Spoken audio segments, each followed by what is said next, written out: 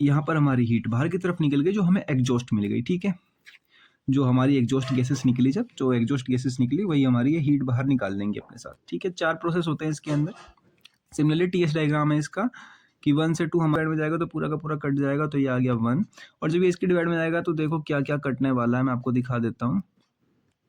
M से M cut जाएगा, सी we bye C P बचेगा इंटू मल्टीप्लाई बाय ये पूरा का पूरा टर्म, ठीक है। ये यहाँ बच जाएगा, इतना कुछ बच जाएगा आप लोगों के लिए।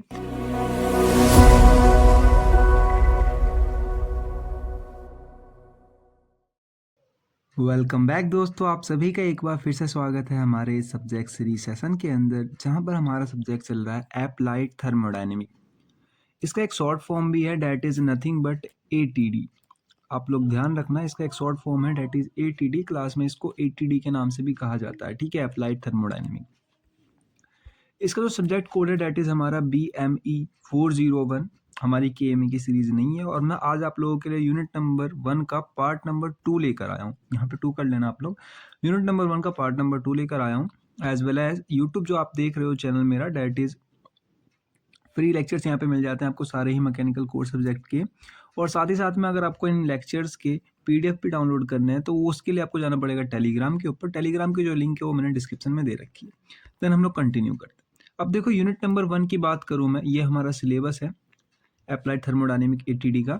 तो यूनिट नंबर 1 के अंदर मैंने कुछ टॉपिक पहले ही कवर कर दिए हैं पार्ट 1 के अंदर में, जैसे कि introduction to air standard cycle मैंने कंप्लीट कर दी है, एंड देन साथ ही साथ में ऑटो साइकिल भी मैंने कंप्लीट कर दी है। रह गई हमारी डीजल और ड्यूल। आज के लेक्चर में हम डीजल पढ़ने वाले हैं, एंड फर्दर लेक्चर्स में हम पढ़ने वाले हैं ड्यूल। हम डिटेल में ही सारा कुछ पढ़ने वाले हैं, इसके बाद आपको कहीं और जाके कुछ और देखने की जरूरत नहीं पड़ने वाली है। लेकिन मेरा एक ओपिनियन सजेशन ये रहेगा, अगर अभी तक आप लोगों ने ऑटो साइकिल के बारे में कुछ भी नहीं देखा है, या फिर आपको पता नहीं है कि एयर स्टैंडर्ड साइकिल होती क्या है, तो इससे पीछे वाली लेक्चर मेरे जरूर से देख लेना। क्योंकि मेरा मानना ये है, जब मैंने तीनों साइकिल को पढ़ा तो मुझे पता चला कि ऑटो सबसे आसान है। तो अगर आप शुरुआत भी कर रहे हो तो सबसे पहले ऑटो को ही पढ़ना, बाद बाकी आपकी मर्जी है। आगे इस यूनिट के अंदर हम फर्दर लेक्चर्स में कंप्लीट करने वाले हैं turbo charger as well as super charger को, ठीक है। देन शुरू करते हैं। अब देखो, जैसे कि मैंने लिख रखा है यूनिट नंबर हमारा 1 का पार्ट नंबर 2 है, यहाँ पे 2 कर लेना, as well as page number 1 है मेरा, और सब्जेक्ट कोड है डेट इज BME 401, ठीक है। ये तो हो गई छोटी मोटी डिटेल्स। और जो आज हम लोग पढ़ने जा रहे हैं वो है हमारा diesel cycle. Diesel cycle important है, एग्जाम पॉइंट ऑफ व्यू से आप डिटेल से पढ़ना इसका डेरिवेशन, क्योंकि डेरिवेशन कभी कभार पूछ लिया जाता है इसका, डीजल का नहीं तो ऑटो का। अब देखो, डीजल साइकिल के कुछ डिफरेंट ऑफ नाम है, आपको नाम ध्यान रखना है, क्योंकि पेपर के अंदर नाम को कंफ्यूज करने के लिए डिफरेंट काइंड ऑफ नाम से क्वेश्चन आते हैं। आप सभी पढ़ लो, जैसे कि ideal air standard cycle CI engine के लिए हमारी डीजल ही होती है। दूसरी है कांस्टेंट प्रेशर साइकिल। इसका एक जो ग्राफ बनाते हैं हम PV डायग्राम, तो PV डायग्राम में प्रेशर एक टाइम पे कांस्टेंट हो जाता है, इसलिए इसका एक नाम है कांस्टेंट प्रेशर साइकिल, ठीक है। नेक्स्ट है डीजल इंजन। इसको डीजल इंजन में यूज करा जाता है CI इंजन के अंदर, ठीक है, इसलिए इसका डीजल इंजन भी नाम है, ठीक है। आगे बात करूं मैं तो ये सुटेबल किसके लिए होता है, जहां पे बहुत ज्यादा लोड लगता है किसी इंजन के ऊपर, हेवी ड्यूटी जो हो रही है उस इंजन से, उसके लिए सुटेबल होता है। जैसे कि ट्रक हो गए, बसेस हो गए, बड़े बड़े लोड लगने वाली गाड़ियां जितनी भी आपने देखी है। अब इसका PV और TS डायग्राम देखो, 2 मार्क्स में कभी कभार ड्रॉ करने को आता है, कभी कभार ऐसे ही पूछ लिया जाता है। इंपॉर्टेंट है, देख लो आप लोग। इंपॉर्टेंट के अंदर क्या है, देखो, अगर आपने ऑटो पढ़ा होगा तो आपने देखा होगा कुछ इस तरीके से ग्राफ बनता है, इसमें बस खाली ऐसा बन जाता है और कोई डिफरेंस नहीं है। आप एक समझ लोगे, दूसरा अपने आप समझ में आ जाएगा। देखो, पहला यहाँ से यहाँ तक आपका जो सिलेंडर है वो कंप्रेस हो रहा है, यानी आपका जो पिस्टन है वो नीचे से ऊपर की तरफ जा रहा है, कंप्रेशन हो गया। दूसरे वाले में यहाँ पे हमने हीट एडिट कर दिया, यानी कि फ्यूल का इंजेक्शन कर दिया, इससे फ्यूल बर्न हो गई। थर्ड से फोर्थ में हमारा वापस से एक्सपेंड हो गया, यानी टॉप डेड सेंटर से बॉटम डेड सेंटर तक हमारा पिस्टन आ गया, ठीक है। देन आगे जब हम लोगों ने कंटिन्यू किया तो यहाँ पर हमारी हीट बाहर की तरफ निकल गई, जो हमें एग्जॉस्ट मिल गई, ठीक है। जो हमारी एग्जॉस्ट गैसेस निकली, जब जो एग्जॉस्ट गैसेस निकली वही हमारी ये हीट बाहर निकाल लेंगे अपने साथ, ठीक है। 4 प्रोसेस होते हैं इसके अंदर। सिमिलरली TS डायग्राम है इसका कि 1 से 2 हमारा कंप्रेशन हो रहा है, यहाँ से यहाँ हीट एडिशन हो रही है, यहाँ से यहाँ एक्सपेंशन, एंड देन यहाँ से यहाँ हीट रिजेक्शन। 4 है, आपको एज इट इज याद रखने पड़ेंगे, क्योंकि पेपर के अंदर आपको एज इट इज बनाने हैं। मेरा मानना और डायग्राम समझ लो, याद करने की कोई जरूरत नहीं है। अब देखो, साइकिल प्रोसेस जो हमारी 4 है, इनके चारों के नाम भी होते हैं, अगर पेपर के अंदर आप साथ ही साथ में नाम लिख दोगे समझ लोगे आपके लिए तो बहुत बेनिफिशियल है। जैसे 1 से 2 है हमारा आइसेंट्रोपिक कंप्रेशन प्रोसेस। आइसेंट्रोपिक इसलिए क्योंकि यहाँ पे एंट्रोपी कांस्टेंट है। देखो एक बार यहाँ पे एंट्रोपी कांस्टेंट है, एक बार एंट्रोपी यहाँ पे कांस्टेंट है, ऐसे एस एस, तो यानी S1 बराबर S2 के, सिमिलरली S4 बराबर S3 के। ठीक है, आई होप कितना समझ में आ गया होगा आपको, इसलिए इसका नाम एंट्रोपी है। ठीक है, आइसेंट्रोपी। प्रोसेस नंबर 2 से 3 में कांस्टेंट प्रेशर हीट एडिशन, क्योंकि यहाँ पे प्रेशर हमारा कांस्टेंट है, जैसे कि आप देख सकते हो ये प्रेशर जो है ये कांस्टेंट है हमारा। ठीक है, कांस्टेंट प्रेशर हीट एडिशन। 3 से 4 में आइसेंट्रोपिक एक्सपेंशन प्रोसेस, यानी हम एक्सपेंड हो रहा है यहाँ पे सिलेंडर। देन लास्ट 4 से 1 में constant volume heat rejection process. Constant volume क्यों? क्योंकि यहाँ पे कांस्टेंट वॉल्यूम से हीट रिजेक्ट हो रहा है। ठीक है, आई होप कि आपको इतना समझ में आ गया होगा। देन हम आगे चलते हैं। अब कट ऑफ रेशियो, देखो प्रेशर की जहां पे बात आती है, हम यहाँ पे प्रेशर कांस्टेंट रख रहे हैं तो कट ऑफ रेशियो निकल कर आता है due to variation of volume. ठीक है, याद रखना। ऑटो साइकिल के अंदर आपको देखने को नहीं मिला होगा क्योंकि वहां पे वॉल्यूम जो था ना वो कांस्टेंट था, लेकिन यहाँ पे जो है यहाँ पे वॉल्यूम कांस्टेंट नहीं है, वेरिएबल है, इसलिए यहाँ पे हमें कट ऑफ रेशियो देखने को मिलता है।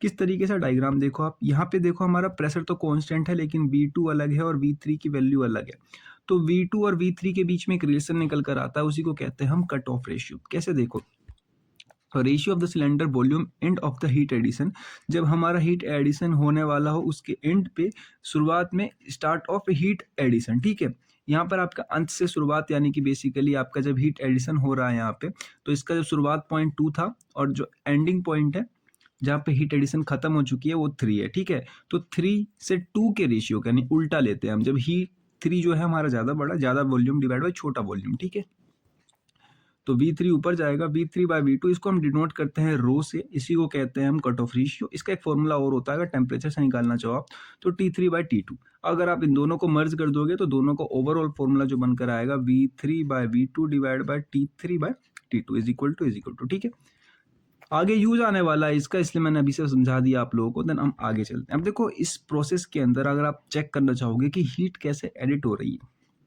ऑल्दो मैंने ऑटो साइकिल के अंदर डिटेल में बताया, बट यहाँ पे फिर से बता दे रहा हूँ क्योंकि हम डीजल पढ़ रहे हैं। अब देखो हीट एडिशन ये होता है कि आपने जहाँ से भी हीट एडिट करी वो कांस्टेंट वॉल्यूम पे हुई या कांस्टेंट प्रेशर पे हुई, तो यहाँ पे कांस्टेंट प्रेशर पे हुई है इसलिए Cp, और m इसलिए लिखा है कि amount of mass heat inter हुई है। ठीक है, पिछली बार मैंने बिना m के ही डेरिवेशन सॉल्व किया था, अगर आप चाहो तो m लिख सकते हो, नहीं चाहो तो मत लिखना, क्योंकि कुछ किताबों में मैंने देखा है m लिखा रहता है, तो मैं यहाँ ये वाला m लिख के दिखा रहा हूँ डेरिवेशन। बाद बाकी अगर आप ना चाहो तो नहीं भी लिख सकते हो।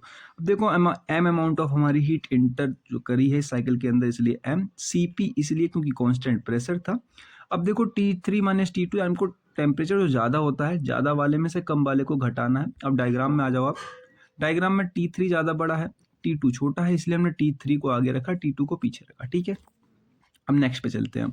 हीट रिजेक्शन, हीट रिजेक्शन मतलब क्यू आउट, यानी आपकी हीट जो बाहर निकल रही है, बाहर निकल रही है, कुछ किताबों में इसको Q2 से भी रिप्रेजेंट करते हैं। एम फिर से वही कि इतना अमाउंट ऑफ हीट हमारी बाहर निकल गई। देखो आपने नोटिस किया होगा कि m अमाउंट ऑफ हीट अंदर भी आई और उतनी अमाउंट ऑफ हीट बाहर भी चली गई। थियोरेटिकली वैसे तो पॉसिबल नहीं है, इसलिए हम सारी m की वैल्यू को कट ऑफ कर देंगे बाद में। एंड देन CV, क्योंकि कॉन्स्टेंट वॉल्यूम पे हीट निकल रही है, एज वेल एज अब T4 माइनस T1 इसलिए क्योंकि T4 की वैल्यू अगेन बड़ी है और T2 की वैल्यू छोटी है। ठीक, सॉरी T1 की वैल्यू छोटी है, इसलिए हमने इक्वेशन रखी। अब यहाँ से ये जो हो जाती है हमारी हीट ऐड की और ये हो जाएगी हीट आउट की। ठीक है, दो इक्वेशन हो गई। अब जो वर्क डन होता है, वर्क डन का बराबर ये मतलब होता है कि वर्क डन बराबर होता है आपका Q1 माइनस का Q2। ठीक है, ध्यान रखना, Q1 माइनस Q2। अब Q1 हीट ऐड है आपकी, और Q2 जो है आपकी वो है हीट आउट, जो अभी हमने निकाली थोड़ी देर पहले। अगर आपको वो पता है तो फिर आपको ये भी थोड़ा ध्यान रखना कि एफिशिएंसी बराबर जो होता है that is work done divide by heat addition. ठीक है, बेसिकली ये ज़्यादा बड़ी चीज़ें नहीं है, अगर आपने ऑटो साइकिल के अंदर ढंग से पढ़ा होगा तो आपको समझ में आ रहा होगा मैं क्या कहना चाह रहा हूँ। ये वर्क डन की वैल्यू यहाँ से उठा के यहाँ पर हमने रख दिया, ये रही हमारी हीट इन, ये रही heat out, similarly divide by heat in. ठीक है, अब देखो एक बार तो ये इसके डिवाइड में जाएगा, एक बार ये इसके डिवाइड में जाएगा। जब इसके डिवाइड में जाएगा तो पूरा का पूरा कट जाएगा, तो ये आ गया 1, और जब ये इसके डिवाइड में जाएगा तो देखो क्या क्या कटने वाला है, मैं आपको दिखा देता हूँ। m से m कट जाएगा, CV बाय CP बचेगा इंटू मल्टीप्लाई बाय ये पूरा का पूरा टर्म। ठीक है, ये यहाँ बच जाएगा, इतना कुछ बच जाएगा आप लोगों के लिए। अब देखो मैं आप लोगों को बता देता हूँ, जो हमारा गामा होता है उसका एक फॉर्मूला होता है कि CP डिवाइड बाय CV। याद रखना पेपर में आता है, वैसे न्यूमेरिकल भी सॉल्व कर सकते हो इसके ऊपर। ये फॉर्मूला इंपॉर्टेंट है, हालांकि मैंने ऑटो साइकिल के रिलेटेड में लास्ट में जो एक चार्ट बना के दिया था आप लोगों को, उधर भी ये फॉर्मूला लिख दिया था आप लोगों के सुविधा के लिए।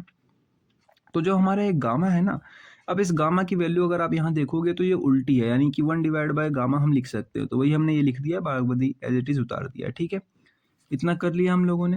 हम देन आगे चलते हैं। इसको इक्वेशन नंबर ए मान लिया है, अगर आप चाहो 1 2 3 कुछ भी मान सकते हो, मैंने 1 माना है, सॉरी ए माना है। कंप्रेशन रेशियो, अब देखो दो रेशियो आपको ध्यान रखने हैं, कंप्रेशन एक्सपेंशन ऑटो साइकिल के केस में, लेकिन डीजल साइकिल के केस में एक रेशियो और आता है जिसकी बात हम आगे करेंगे। मैंने आपको बताया था कि अगर आप 1 ऊपर लिख रहे हो, 2 नीचे लिख रहे हो, तो इधर 2 ऊपर जाएगा, V2 डिवाइड बाय V1। ठीक है, गामा की पावर -1। सिमिलरली दूसरे वाले केस में भी अगर 4 ऊपर गया है तो इधर 3 नीचे आएगा, और इधर क्या है, जब 3 नीचे चला गया तो ऊपर 3 आएगा डिवाइड बाय V4। ये एक फॉर्मूला याद रखने का मेथड है, बाद बाकी आपको लिखना यही है। अब ये इसकी जो वैल्यू होती है डेट इज R के इक्वल होती है, और इसकी जो वैल्यू होती है ये भी R के इक्वल होती है, लेकिन ये ऑटो साइकिल के केस में होती थी, इस साइकिल में केस बराबर नहीं है, मतलब दोनों R की वैल्यू नहीं है।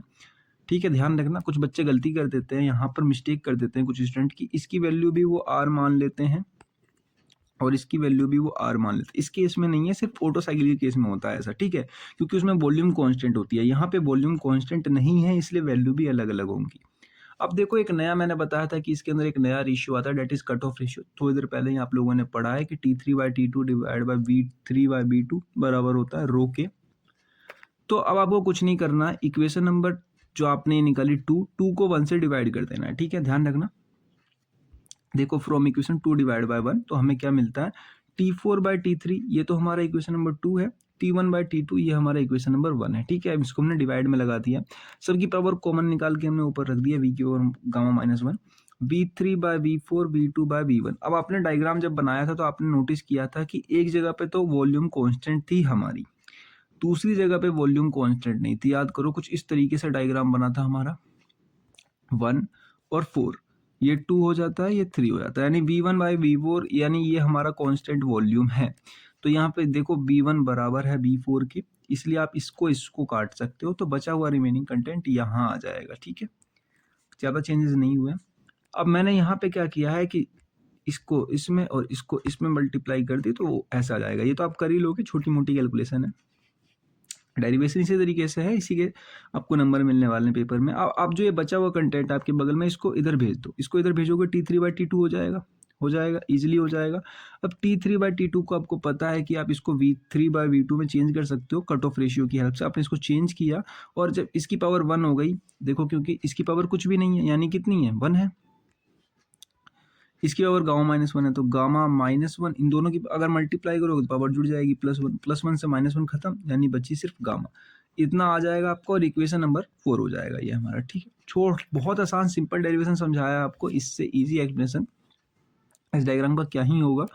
अब देखो हम लास्ट में कुछ नहीं करने वाले हैं, इक्वेशन 1 2 3 और 4 को हम इक्वेशन नंबर 1 में ले जाके रख देंगे। ठीक है, ए में ले जाके रख देंगे। अब जैसे यहाँ पर मैंने आप लोगों को थोड़ा सा दिखाया था यहाँ पे कि 1, इसको जो है हमने यहाँ पे गामा को रख लिया था एज इट इज, और जो मैंने आप लोगों को बताया था कि ये हमने एज इट इज उतार दिया है, ये एज इट इज उतारा है, बस खाली इसके अंदर थोड़ा सा चेंजेस ये है कि यहाँ से हमने T1 कॉमन निकाला है और यहाँ से T2, तो T1 बाहर आ गया है, T2 बाहर आ गया है, इसको T1 बाहर चला गया तो बचा अंदर 1, और इसके डिवाइड में T1 डाल दिया क्योंकि था नहीं। सिमिलरली इधर नीचे T2 बाहर आ गया है, T3 ये रहा, और T2 डिवाइड में गया -1। ठीक है, छोटी चेंजेस थी, वैसे तो अगर आपने ध्यान दिया होगा तो देख ही लिया होगा। यही इक्वेशन नंबर 1 है हमारी, ए है, ए इक्वेशन नंबर हमने वैल्यू पुटअप कर दी। हमें T1/T2 की वैल्यू पता है इक्वेशन नंबर 1 से, T4/T1 की वैल्यू पता है हमें इक्वेशन नंबर 4 से। ठीक है, और T3/T2 की वैल्यू भी पता है हमें इक्वेशन नंबर 3 से। तो जितनी भी इक्वेशन हम जानते हैं सारी वैल्यू यहाँ पर लाके पुटअप कर देंगे। तो देखो इसकी वैल्यू ये रखी, ऊपर वाले की वैल्यू ये रही, नीचे वाले की वैल्यू ये रही। ये थोड़ी देर पहले निकाली थी T1/, तो हो जाएगी V2/V1। इसको हमें थोड़ी देर पहले T4/T1, देखो यहीं पे निकाली हमने T4/T4, यानी V3 डिवाइड बाय V2 की पावर गामा। सिमिलरली ये यहाँ पर रख दी V3/V2 पावर गामा -1, और T3/T2 आपको पता ही है, ये अपने आप में कट ऑफ रेशियो है, तो इसकी वैल्यू अपने आप हो जाती है V3/V2 गामा। ठीक है, पावर जो है 1। अब कुछ नहीं है, इसको मैंने माना था रो क्योंकि कट ऑफ रेशियो है ये, और ये भी हमारा है रो, ये भी कट ऑफ रेशियो, तो इन दोनों की वैल्यू मैंने रो के टर्म में लिख दी है। बाद में कि V2/V1 इस केस में होता है R, ठीक है, कंप्रेशन रेशियो R होता है, लेकिन दोनों ही बराबर नहीं होते हैं, ठीक है, ध्यान रखना, इस केस में R होता है। हमने इस वैल्यू को उठा के यहाँ पर रख दी, इसे कंप्रेशन रेशियो कहते हैं R को। न्यूमेरिकल आपको समझ में भी आ जाएगा अगर आप न्यूमेरिकल करते हो तो। देन दैट्स इट, इतना आपको प्रूफ करना है, और यहाँ पे जो जाता है हमारा हैंस प्रूफ्ड, ठीक है। यही आपको निकालनी थी एफिशिएंसी इसकी, यहाँ पर हमारी पूरी एफिशिएंसी निकल गई है। अब मीन इफेक्टिव प्रेशर कभी कभार न्यूमेरिकल के अंदर पूछ लिया जाता है कि what is the mean effective pressure, इसको जो है आप लोगों को निकालना है, तो उसके लिए आपको स्वेफ्ट वॉल्यूम निकालना पड़ेगा। वर्क डन आपको क्वेश्चन में गिवन होता है बेसिकली, और उससे आप MEP निकाल सकते हो, ठीक है। वीडियो पसंद आई हो लाइक कर देना, चैनल पे पहली बार हो सब्सक्राइब कर लो, क्योंकि यहाँ पर आपको सारी मैकेनिकल कोर्स सब्जेक्ट फ्री देखने में मिल जाएंगे। अगर उनके नोट्स चाहिए टेलीग्राम पे जाकर डाउनलोड कर लो, क्योंकि यूट्यूब पे मैं नोट्स अवेलेबल नहीं कराता हूँ। अगर कोई भी डाउट हो या मुझसे पढ़ाने में कोई गलती हो गई हो या आपके दिमाग में किसी प्रकार के कोई क्वेश्चन हो, तो आप मुझे कमेंट करके बता सकते हो, कमेंट बॉक्स में मैं रिप्लाई जरूर से देता हूँ। देन हम लोग आगे चलते हैं। अब देखो यहाँ से शुरू हो रहा है हमारा न्यूमेरिकल का पोर्शन। जिन लोगों को न्यूमेरिकल नहीं पढ़ना है उनके लिए इस लेक्चर में कुछ बचा नहीं है, वो लोग जा सकते हैं। अब जो लोग न्यूमेरिकल जेन्युइनली पढ़ना चाहते हैं वही बस खाली वेट करना है यहाँ पे। देन अगर आप लोग नहीं पढ़ना चाहते हो तो एक लाइक कर दो, डेट्स इट, आप लोगों का हो गया। अब देखो न्यूमेरिकल नंबर 1 के अंदर क्या है कि किसी एक एयर स्टैंडर्ड डीजल साइकिल, ध्यान देना डीजल लिखा पड़ा है, इसलिए हम इस क्वेश्चन को पूरा का पूरा न्यूमेरिकल हम डीजल मान के चल रहे हैं। ऑटो लिखा होता तो फिर सारे फॉर्मूले ऑटो वाले लगते। कि जो हमें कंप्रेशन रेशियो है वो 16 दे रखी है, और साथ ही साथ में शुरुआत की आपकी आइसेंट्रोपिक कंप्रेशन से पहले का टेम्परेचर भी दे रखा है हमें 15 डिग्री सेल्सियस, प्रेशर भी दे रखा है 0.1 मेगापास्कल, और हीट जो हम एडिट कर रहे हैं उसको until a temperature at the end of the constant pressure, यानी कि हमें किसकी वैल्यू गिवन है, कांस्टेंट प्रेशर कहाँ पे होता है, यानी T3 की वैल्यू है, ठीक है। बाद में कि आप जब डायग्राम देखोगे तो और ढंग से समझ में आएगा। आगे चलते हैं, तो जो हमें टेम्परेचर दिया गया है कांस्टेंट प्रेशर पे वो दे रखा है 1480 कैलकुलेट, ठीक। तो हमें कैलकुलेट क्या क्या करने हैं, कट ऑफ रेशियो यानी रो, और फॉर्मूले में देखने हैं तो आप देख लो V3/V2 या T3/T2, ये हमें निकालना है। हीट सप्लाइड, ठीक, उसके अलावा साइकिल की एफिशिएंसी, मीन इफेक्टिव प्रेशर, यही 3-4 चीज़ हमें निकालनी है। और इसी तरीके के क्वेश्चन पेपर के अंदर आते हैं, आप कंफ्यूज हो जाओगे इन्हें पेपर में देखने के बाद कि करना क्या है, बट बेसिकली मैं आप लोगों को बहुत ही इजी एक्सप्लेनेशन में इस तरीके के न्यूमेरिकल डील करना सिखाने वाला हूँ। सबसे पहले तो जो आपको टर्म मिले पड़े हैं वो टर्म आप लिख लो एज इट इज। अगर उससे भी पहले ये डायग्राम जो आपने पढ़ा है PV डायग्राम और TS डायग्राम पेपर में प्लॉट कर दोगे तो बहुत अच्छा रहेगा। देखो मैंने भी इसके अंदर कोई टर्म नहीं लिखा है, कुछ टर्म नहीं लिखा है, सिर्फ डायग्राम प्लॉट किया है। अगर आप लोग पेपर के कॉपी के अंदर ये डायग्राम भी प्लॉट करके आते हो तो बहुत अच्छे नंबर मिल जाते हैं डिसेंट से। ये PV का डायग्राम हो गया, ये TS का डायग्राम हो गया, ठीक है, सेम डायग्राम है, कोई डिफरेंस नहीं है, कोई डाटा भी नहीं लिखा मैंने। अब देखो गिवन डाटा हमें कंप्रेशन रेशियो गिवन है V1/V2 यानी R बराबर 16, ये क्वेश्चन में गिवन है। दूसरी चीज हमें गिवन है कि T1 यानी शुरुआत की जो 15 डिग्री सेल्सियस हमें दे रखी है उसको हमने केल्विन में चेंज किया। ध्यान रखना सेल्सियस में क्वेश्चन नहीं निकालते, हम केल्विन में चेंज करते हैं, इसलिए 273 का प्लस करते हैं उसके अंदर, जो केल्विन में इतना आ गया। प्रेशर भी हमें गिवन था 0.01 मेगापास्कल, जिसको हमने किलो पास्कल में चेंज कर लिया, 1000 से मल्टीप्लाई कर ली, ठीक है, तो वो 100 किलो पास्कल हो गया। आगे T3 मैंने बताया था, T3 का आपको जो है टेम्परेचर गिवन है, जो आप इसको डिग्री सेल्सियस से केल्विन में चेंज कर लो, केल्विन में चेंज करने का इतना हो जाता है। इतने क्वेश्चन तो हमें क्वेश्चन में गिवन थे। अब आगे बात करें तो हमें कंप्रेशन रेशियो निकालनी है, हीट एडिशन निकालनी है, एफिशिएंसी निकालनी है, और मीन इफेक्टिव प्रेशर निकालना, ठीक है। अब देखो यहाँ पर आपको V1 पता है, V2 पता है, आप यहाँ से T2/T1 का फॉर्मूला लगा के पावर जो है इसकी पावर गामा, एक ऐसा फॉर्मूला होता है, इसका यूज करके आप यहाँ से T2 की वैल्यू निकाल सकते हो, क्योंकि सब कुछ आपको पता है। तो देखो यहाँ पर हमने वही लगाया है T2/T1 V1/V2 की पावर गामा-1। यहाँ पर उस खाली आपको नहीं पता है तो T2 निकालने के लिए सिमिलरली आपने T1 की वैल्यू रखी, इसकी वैल्यू रखी, और गामा की वैल्यू इन केस हम जब क्वेश्चन में गिवन नहीं होती है तो 1.4 लेते हैं एयर के लिए, ठीक है। ऑटो साइकिल के पीछे मैंने एक बहुत अच्छा चार्ट दिखाया है आप लोगों को फॉर्मूलों का, उनको जरूर से प्रैक्टिस कर लेना, क्योंकि बिना उनके आपसे फॉर्मूले नहीं बनने वाले हैं, क्योंकि टर्म जो आपको डाटा बुक से निकालनी पड़ेगी या याद रखनी पड़ेगी। तो यहाँ से हमारा T2 टेम्परेचर आ गया। अब T2 टेम्परेचर आ गया हमारे पास T2 भी आ गया और T1 भी आ गया, दोनों आ गया। और T3 हमें क्वेश्चन में गिवन था, ठीक है। तो अगर आप चाहो तो यहाँ से कट ऑफ रेशियो निकाल सकते हो। कट ऑफ रेशियो बराबर होता है V3/V2। हमें V3 भी नहीं पता है, V2 भी नहीं पता, बट हमें T3 और T2 पता है। इसकी वैल्यू रखो, ये रख दी हमने T3 की, ये T2 की, और यहाँ से हमने रो निकाल लिया। अब कट ऑफ रेशियो है इसलिए इसकी कोई डायमेंशन नहीं होती है, इसका कोई रेशियो नहीं होता है, ठीक है। नेक्स्ट चलते हैं हम लोग। अब नेक्स्ट हमारे पास देखो, यहाँ पे हमारे पास क्या है, टेम्परेचर T2 भी है, टेम्परेचर T3 भी है। यहाँ से आप चाहो तो क्यू इन निकाल सकते हो, क्योंकि जो हमारा होता है क्यू इन बराबर, या फिर Q1 मान लो इसको, CP इसलिए क्योंकि कांस्टेंट प्रेशर है, T3 - T2। अब देखो बहुत से बच्चे सोचेंगे यहाँ पे कि CP की वैल्यू हमें गिवन नहीं है, तो CP की वैल्यू हमें डाटा बुक से निकालनी होती है एयर के लिए। बट बेसिकली उतना झमेला ना करते हुए आप याद भी रख सकते हो सिंपल कि CP की जो वैल्यू होती है that is 1.005 kilo joule kelvin पर केजी, ठीक है। ये इसका फॉर्मूला होता है। फॉर्मूला कहूँ या वैल्यू समझ लो, वैल्यू इतनी होती है। तो CP की वैल्यू हमने एज इट इज लिखी। ये T3 की वैल्यू हमें क्वेश्चन में गिवन थी, T2 की वैल्यू हमने खुद निकाली थी। वैल्यू रखा, Q1 की वैल्यू आ गई किलो जूल पर केजी के अंदर में, ठीक है।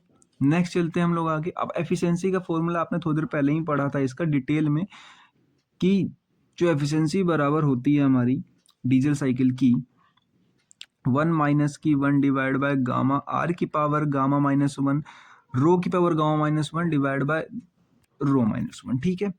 इसका ध्यान रखना, ये पावर में गामा -1 नहीं है, रो की पावर गामा और नीचे माइनस का 1 है, ठीक है। बहुत से बच्चे कंफ्यूज हो जाते हैं यहाँ पे, पावर में गामा -1 लिख देते हैं फॉर्मूले में, तो वो गलत होता है।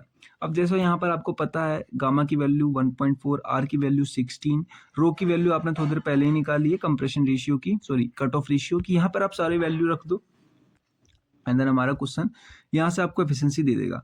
यहाँ से एफिशिएंसी आपको पॉइंट में मिलने वाली है, अगर उसके अंदर आप 100 की मल्टीप्लाई कर देते हो तो वो परसेंटेज में हो जाती है 61.4%। अगर 100 की मल्टीप्लाई नहीं करते हो तो वो सिंपल टर्म में रहेगी। अब देखो वर्क डन निकालने के लिए आपने थोड़ी देर पहले एक फॉर्मूला पढ़ा होगा कि एफिशिएंसी बराबर होता है work done divide by heat input, है ना, हीट इन। तो अगर आप वर्क डन निकालना चाहते हो तो क्या करोगे, efficiency multiply by heat in, यहाँ से आपका वर्क डन निकल जाएगा। तो वही मैंने किया है यहाँ पे एफिशिएंसी निकालने के लिए, कि वर्क डन बराबर efficiency multiply by heat in. तो आप यहाँ से एफिशिएंसी की वैल्यू अभी निकाली आपने, क्यू इन, दोनों की वैल्यू निकाली, दोनों की वैल्यू रखने के बाद आपको क्या वर्क डन मिल जाएगी किलो जूल पर केजी के अंदर, ठीक है।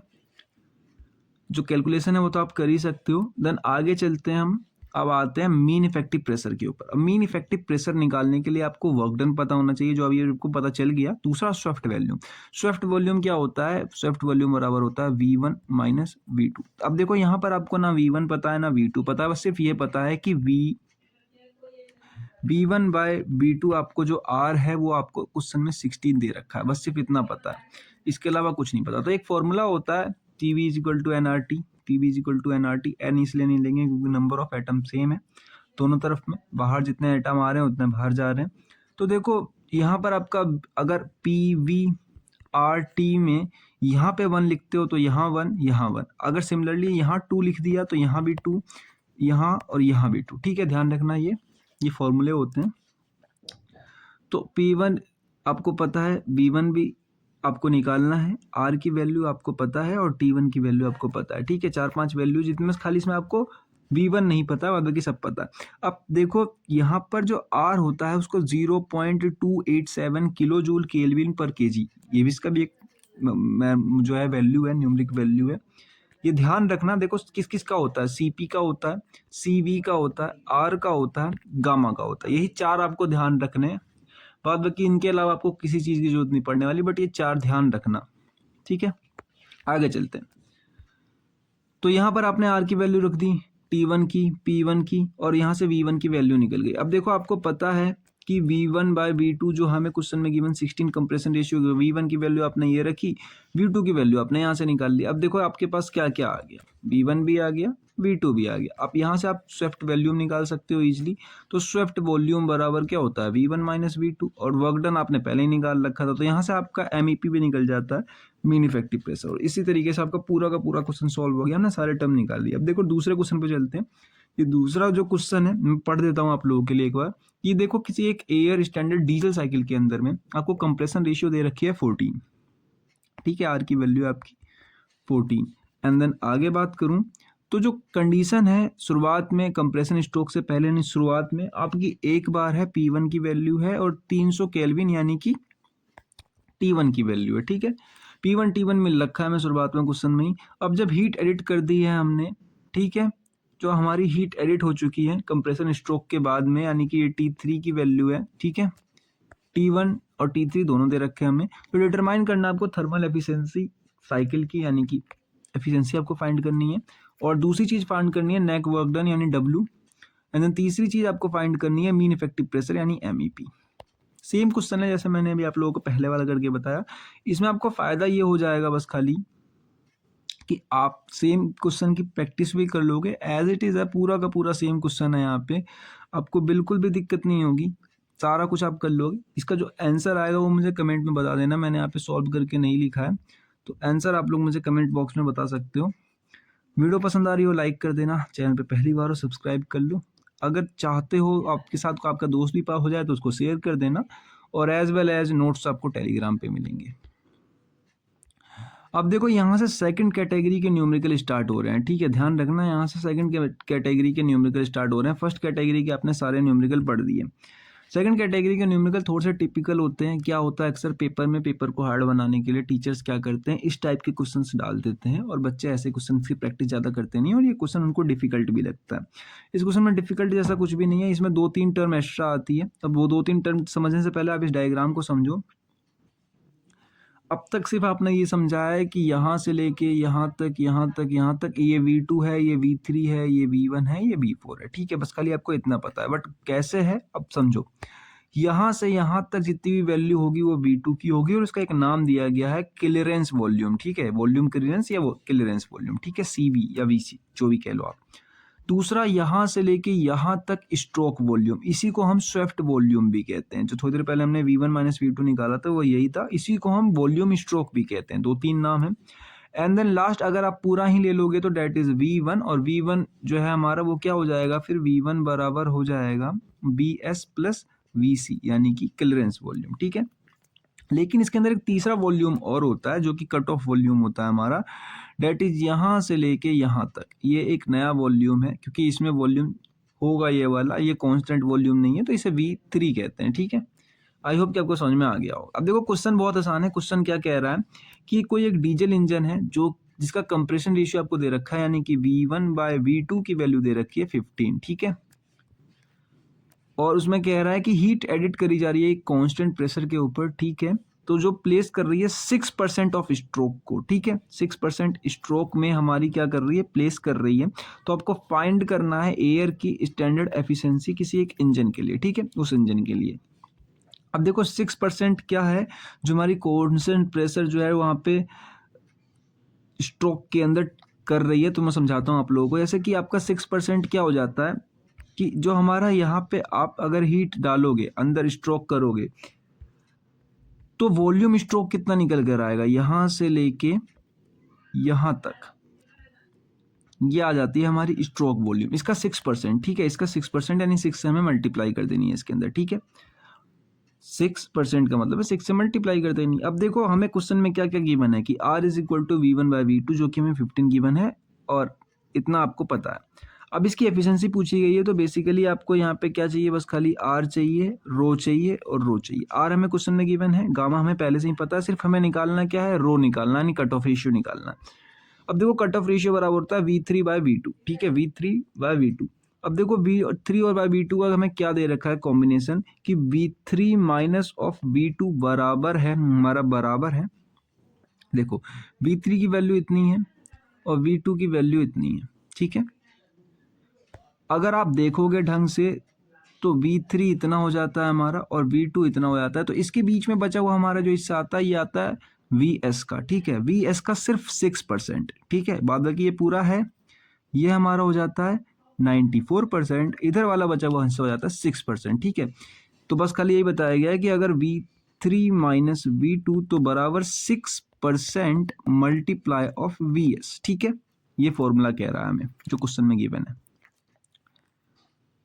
तो जैसे ही आप यहाँ पे 6 डिवाइड बाय, अब परसेंटेज लिखा पड़ा था तो परसेंटेज हटाने के लिए आपको 100 से डिवाइड करना पड़ता है। ठीक है, ये तो आपको आई होप कि पता होगा। तो 100 डिवाइड बाय VS। अब देखो यहाँ पे VS की वैल्यू मैंने आपको थोड़ी देर पहले बताई थी। अगर आप VS की वैल्यू देखोगे तो वो क्या हो जाएगी, V1 बराबर हो जाएगा VS प्लस VC। इसको भी ऐड करो, इसको भी ऐड करो, तो V1 की वैल्यू। अब अगर यहाँ से आप VS की वैल्यू निकालोगे तो वो हो जाएगा V1 माइनस VC।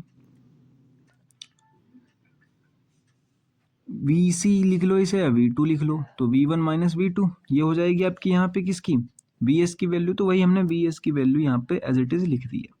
बाद बाकी यहाँ से देखो आपको V2 मिल गया, यहाँ से V2 मिल गया, और बाद बाकी V1 के टर्म को आप V2 में खुद चेंज कर सकते हो। क्वेश्चन में गिवन था, तो आप यहाँ से अगर V1 की वैल्यू निकालोगे तो 15 V2 निकल जाएगी ये रही। तो आपने इसे खुद चेंज कर लिया, और यहाँ से आपको V2 यहाँ पे 3V2। तो आपने इसको सॉल्व करोगे तो देखो यहाँ पे आपको V2 पता है, यहाँ पे V2 पता है, और 6 डिवाइड बाय 100। तो देखो V2 आपकी एक तरफ हो गए और V3 आपकी एक तरफ हो गई, क्योंकि V3 एज इट इज आ गई, बाद बाकी ये उधर चला गया, मल्टीप्लाई डिवाइड हो गया, कैलकुलेट हो गया। तो आपको यहाँ से क्या पता चला गया कि V3 की वैल्यू टर्म में पता चल गई V2 की। अब रो बराबर होता है V3 बाय V2।